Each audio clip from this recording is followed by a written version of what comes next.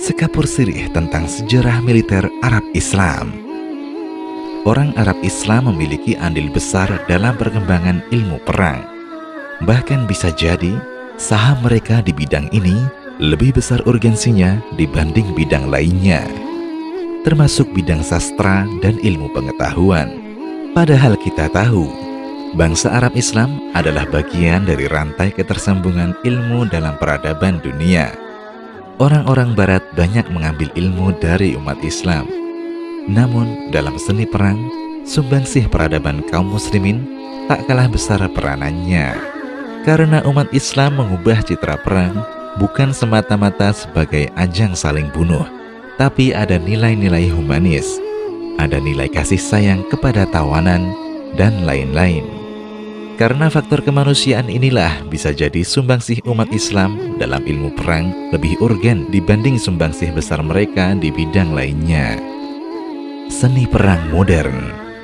Seni atau teknik perang adalah kumpulan pengetahuan yang berkaitan dengan konflik bersenjata.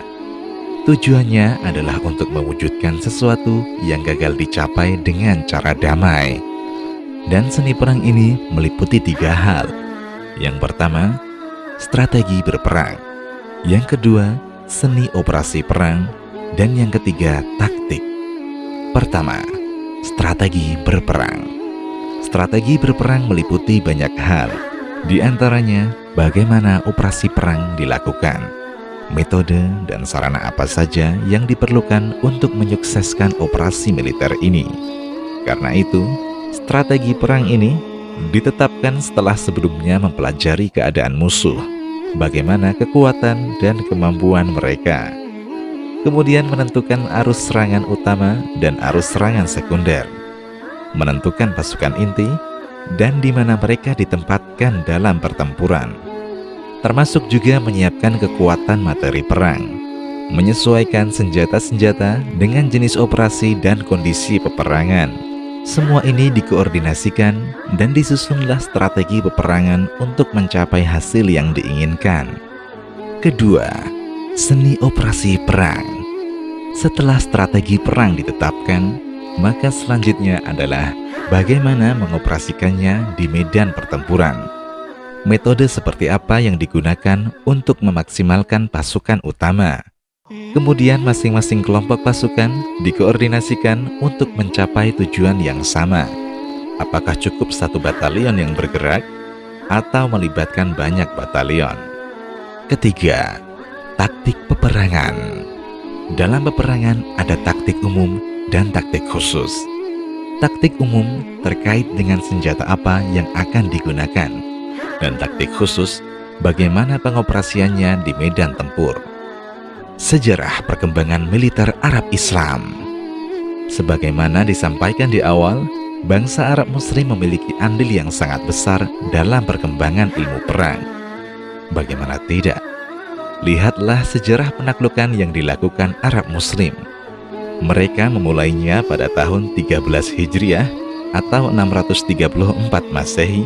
Tidak sampai 100 tahun dari situ, bangsa Arab telah menjadi negara terbesar yang pernah dikenal sejarah.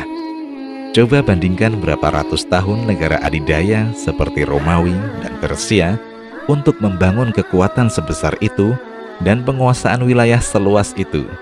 Tidak ada komunitas masyarakat sebelum dan sesudah bangsa Arab Islam yang mampu melakukannya dengan waktu sesingkat itu. Kecepatan ini bukan berarti tanpa halangan. Bukan berarti tanpa banyak jiwa yang berkorban. Kalau tanpa halangan, pasti militer Arab Islam tak akan berkembang dan dapat memberikan sumbangsih. Mereka menghadapi peperangan yang berat, namun mereka mampu memecahkan masalah militer tersebut dalam waktu singkat, sehingga banyak kemenangan diraih. Strategi operasi militer pun dapat diwujudkan, dan tujuan peperangan dapat dicapai. Operasi-operasi militer yang dilakukan kaum muslimin tidak dilakukan acak. Tidak hanya bermodal yakin akan pertolongan Allah, tetapi sesuai dengan rencana akurat yang dibuat oleh para pemimpin. Kemudian dieksekusi oleh para pejuang yang tidak tertandingi dalam sejarah, baik dalam kelakuan, ketahanan, dan kepercayaan mereka pada tujuan yang mereka perjuangkan. Ada tahapan dan kebijakan yang detail dilakukan oleh para pemimpin Islam. Prinsipnya, jumlah pasukan itu penting. Materi perang juga menentukan hasil. Tapi para pemimpin Islam tidak meletakkan hal ini sebagai segala-galanya. Rasulullah Shallallahu Alaihi Wasallam memanfaatkan kemampuan militeristik masyarakat di zamannya dalam setiap peperangan beliau. Beliau mengerahkan semua kekuatan dan potensi yang dimiliki para sahabatnya dalam peperangan. Saat Abu Bakar As-Siddiq radhiyallahu anhu menggantikan Rasulullah, terjadi pemurtadan dengan skala yang cukup besar, sehingga ia disibukkan dengan hal ini di masa awal kepemimpinannya. Abu Bakar mengerahkan segala kemampuan militernya untuk menumpas gerakan murtad ini, hingga pemberontakan mereka berhasil dipadamkan. Di antara mereka ada yang kembali memeluk Islam, dan di antara mereka ada yang terbunuh dalam peperangan. Setelah menghadapi fase ini, barulah Abu Bakar melangkah untuk ekspansif, terutama di wilayah timur dan utara negeri Islam. Abu Bakar belum membentuk angkatan perang. Ia mengajak masyarakatnya yang memiliki kemampuan berperang untuk turut serta berperang. Ajakan ini adalah seruan sukarela, bukan kewajiban. Namun ia tidak mengizinkan orang-orang yang pernah murtad untuk turut berjihad sebagai bentuk hukuman kepada mereka, agar mereka sadar betapa berat yang mereka lakukan. Di zaman Umar, barulah ia mengizinkan orang-orang yang pernah murtad ini untuk turut berjihad. Namun mereka tidak diizinkan menduduki posisi strategis dalam pasukan. Awalnya, pasukan Umar juga adalah sukarelawan.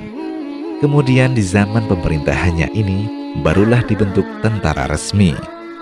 Di masa berikutnya, setelah kekuasaan umat Islam semakin luas, seperti masa Bani Umayyah, pasukan perang tak lagi hanya mengandalkan orang-orang Arab.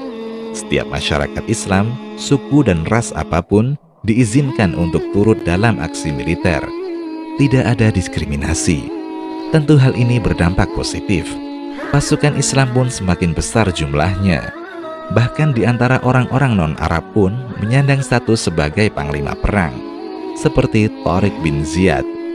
Namun Bani Umayyah tetap menunjuk pucuk pimpinan pasukan adalah orang-orang Arab.